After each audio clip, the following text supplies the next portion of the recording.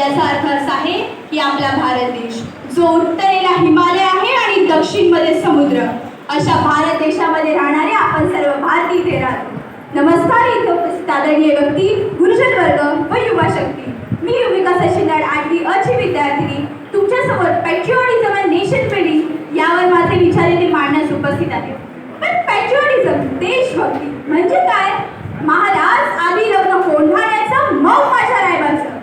जेव्हा तान्हाजी मालुसरे छत्रपती शिवाजी महाराजांच्या स्वराज्य स्वप्न आपल्या खांद्यावर देतात, ती आहे खरी देशभक्ती. जेव्हा जमशेदजी टाटा देशात रोजगाराकरिता आपली स्वतःची संपत्ती समर्पित करतात, ती आहे खरी देशभक्ती. ही देशभक्ती अशी कोणती मोठी व्याख्या नाही, ही फक्त nation first and self last ही एक भावना आहे. 26 नोव्हेंबर 2008 ही तीच काही रात्र जिने भारताची आर्थिक राजधानी असलेल्या मुंबई शहराला हादरवून सोडले. पाकिस्तानमधून सागरी मार्गाने आलेले 10 लष्करी दहशतवाद्यांनी मुंबईतील छत्रपती शिवाजी महाराज टर्मिनस, ताजमहल हॉटेल, ओबेरॉय अशा महत्त्वाच्या ठिकाणी अंधाधुंद गोळीबार व बॉम्बस्फोट घडवून आणले. या सर्व भीषण संकटात आपल्या प्राण्याची पर्वा न करता मुकाबला करणारे पोलीस आणि सुरक्षा दल हेच आपले खरे हिरो ठरले. हेमंत करकरे, विजय साळसकर, अशोक कामटे अशा उच्च पदस्थ अधिकारी आणि तुकाराम मोमळे यांनी छातीवर 40 पेक्षा अधिक गोळ्या झेलून आपल्या सहकाऱ्यांचे रक्षण केले. त्यांचे ते बलिदान आपण कधीच विसरू शकत नाही. वार झाला होता पाठीवर अंधाराच्या त्या रात्रीला, रक्ताने हो आंघोळ घातली आपल्या मुंबई मातीला. ताजच्या त्या सुंदर वास्तूत गोळ्यांचे आवाज गुंजले, पण शत्रूसमोर आपले वीर कधीच नाही झुकले. तुकाराम मोमळे आणि सैनिकांनी छातीवर गोळ्या झेलल्या, शहीद झाले देशासाठी अश्रू आणून आम्हा डोळा.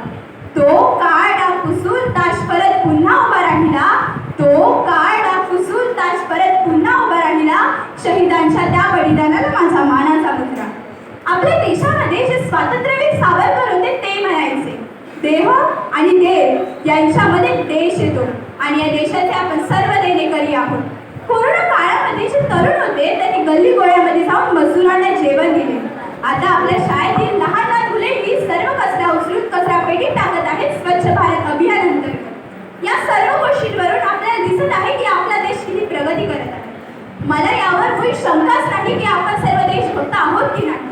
आपण सर्व देशभक्त आहोत, पण या देशभक्तीला, देशप्रेमाला देशशक्तीमध्ये बदलण्याची गरज आहे. कारण हीच देशशक्ती आपल्याला राष्ट्र उद्धाराकडे आणि राष्ट्राच्या प्रगतीकडे घेऊन जाऊ शकते.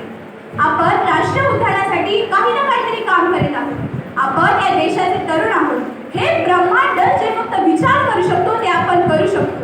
आपण या देशाची युवा शक्ती आहोत आणि या युवा शक्ती अंतर्गत आपल्याला असे कार्य करायचे आहे जे आपल्याला राष्ट्र उद्धाराकडे आणि राष्ट्राच्या प्रगतीकडे घेऊन जाऊ शकते.